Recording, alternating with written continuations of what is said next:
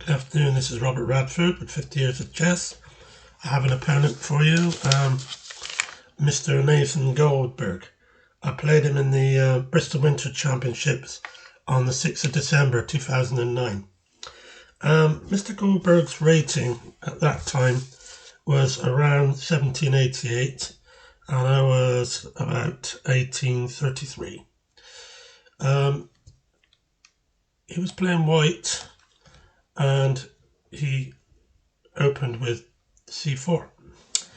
So I played e5, we went g3, knight f6, bishop g2, knight c6, knight c3, bishop b4. This is all standard book opening to this point. Knight f3, bishop takes knight, and he retook with the b pawn, which is correct. Queen e7, castles, d3. That's to just stop the pawn coming on and making the white knight have to move. So I played b6. I was going to fianchetto my bishop here and have a direct confrontation with his bishop should need be. And he played a4. The plan is to play bishop a3, hoping to pin my queen to the rook should I play d5. So I played bishop b7, and he played bishop a3 as I thought he would. So I played d6, d4, and I pushed the e pawn on rather than exchange to make him move his knight, which I wanted to do in the first place. So he went knight to g5. So now he has bishop and a knight attacking the pawn. Now I have a knight and a queen defending. So I played knight to a5. So I'm threatening the double c pawn, the one in front, and at the same time my bishop is protecting the pawn with the knight and queen as well.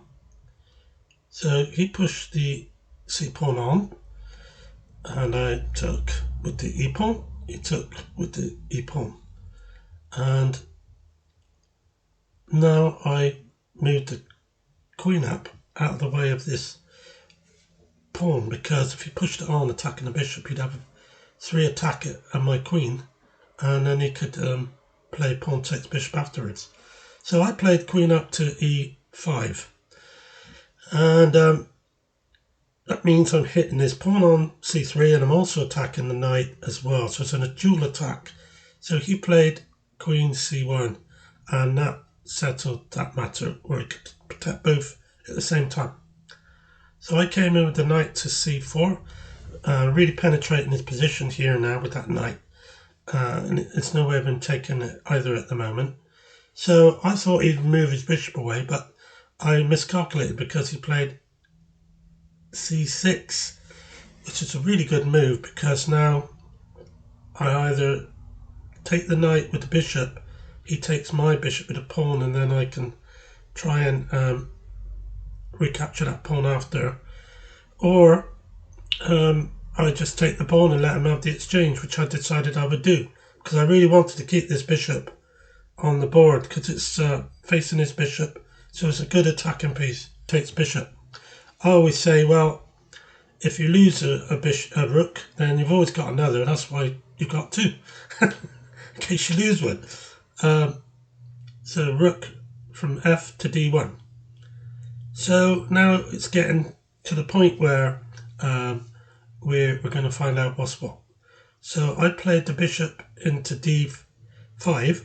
If need be, I can play c6 as well, just to block up the centre, so he can't get up that file at all with his rook. So he went back with the knight, thinking of going in knight f4 to attack that bishop. So before he could do that, I played e3, because I wanted to get those bishops off. So he just played king to f1. Time was short, and I think he just wanted to make a move. So pawn takes pawn, knight takes pawn. So I then played bishop takes, and bishop, and he went king takes bishop, which gave me a nice fork on e3, forking the king and the rook. So that gets me my exchange back of rook for knight. Now here when we exchanged there, I thought he was going to go queen takes knight, but he didn't. He took with a knight, which was, I can't understand why he just gave up a pawn, but he did. But this is why he did it, because he wants to get his queen out, and he couldn't really get his queen out properly. If he took the queen, there's not much he could do going up the d file. So this is attacking a pawn on c7. So I attacked his queen with my knight on d5, but it's also defending the c pawn. He played queen d4 because he wanted to try and make the knight move, and I decided to just protect it with the c pawn, and I'm still protecting the b pawn as well. So he played rook b1. Now this isn't to put any pressure on any pawns, but it's really so he could play rook to b2 and attack the queen. So I went queen e1 check. He played king g2, and then I played h6 because I wanted to make sure that when I brought my rook into the game to help the attack, that there was be no chance of him getting a piece on the back rank, checking me and winning by a back rank mate, which is really awful when those things happen. So he played rook b2. Now I can bring the rook to e8 and bring it into the game. So he played rook f2, so he's got protection around his king. And it looked like it wasn't doing too bad for him, but at this stage I've got a 6.2 lead on him.